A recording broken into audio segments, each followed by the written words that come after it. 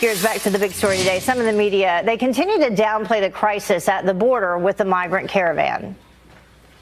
Nearly 20,000 Custom and Border Patrol officers, most of whom are armed, for a putative threat from migrants. Why did President Trump send troops to the southern border ahead of the election? It was a political stunt. This is what Donald Trump does. Anytime he feels like his back is to the wall, he doubles down on immigration. We saw that with the caravan, which he lied about. It's not true. Look, all that is fake news. Well, joining me now to debate is Democratic political analyst Jason Nichols and partner at Reputation Lab NYC, Pete Holmberg. Thank you both for joining us this morning. We appreciate it. Thank you, Heather. All right, let's begin with this statement that came out from Secretary Nielsen yesterday. DHS talking about using children as shields. Says the caravan members are predominantly male. It appears in some cases that the limited number of women and children in the caravan are being used by the organizers as human shields when they confront law enforcement. So, Pete, what is your response to that? I would say, first of all, anyone who's seen the photo of Maria Meza and her twin daughters, it's a heartbreaking photo. There are definitely children there. They're being used, I think, as shields. They're also being used as PR pawns. A single picture can tell a very compelling story, but it's not a comprehensive one. And we're not getting comprehensive information from the border. We're getting storytelling, and we need surveillance. We have the ability in our culture with our technology to see 24/7 audio, video, what is happening. I personally, as an American citizen, want to see what the border agents are doing. I want to see what the migrants are doing. And I want to see how much this compares to the situation in 2015 that Barack Obama basically ignored because only the San Diego Union Tribune covered it. This has happened before. We need to look at what's happening now so it doesn't happen again. And we don't need to do what President Obama did. Yeah, and then Jason, in 2013, in the same area, about 100 miles away, President Obama, under his administration, they fired tear gas at a caravan that was coming forward at the time. We do know that there were 4 Border Patrol agents injured in this incident. We do know that there were 69 people who were arrested. They were arrested for illegally entering the country on the U.S. side. So what is your take on it?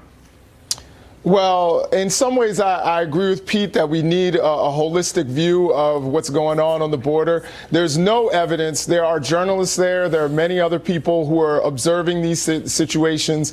There's no evidence that people were being used as human shields. Some of the rhetoric coming from the president has done nothing but make this a worse situation. Firing tear gas into Mexico is a violation of their sovereignty. And as a matter of fact, they're going through an investigation and it's ruining our relationship with our neighbors. So we really need to clean up this situation. This is we shot ourselves in the foot. The president created this situation, and these people actually have a legal right. But how did this president create this? I'm sorry, not to interrupt you, but I guess I am. How did this become, President Trump? How did he create this situation? We know that it happened during President Obama and previous administrations. It's just that nothing has been resolved up until this point, and President Trump is actually following the law where other administrations did not.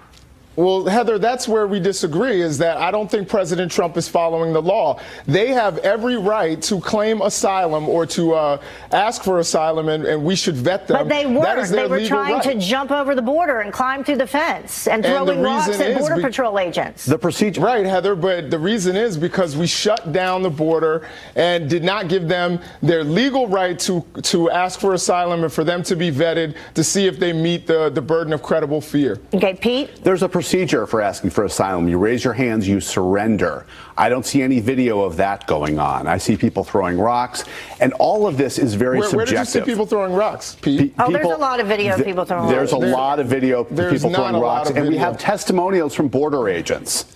We have testimonials. The person who took that really compelling photo of Maria Meza and her twin daughters, he doesn't even speak Spanish. How is he really communicating with these people? He's just basically getting in there, getting compelling imagery, and moving forward. Who's talking to these people? Well, we also know, according to this Washington Post article that came out, I don't know if either one of you read it, was very interesting, where they discovered that human smugglers, they slash their prices for bringing people over and in by like $10,000 because if they include a child, they only have to take them to the border. They don't only have to take them all the way in. I would encourage people to read that Washington Post. Thank you I'm sorry, we're out of time. Thank you very much for joining us. It is a difficult topic to tackle. respectful in this amount of time. Thanks, Thank Pete. you. And we'll be right back.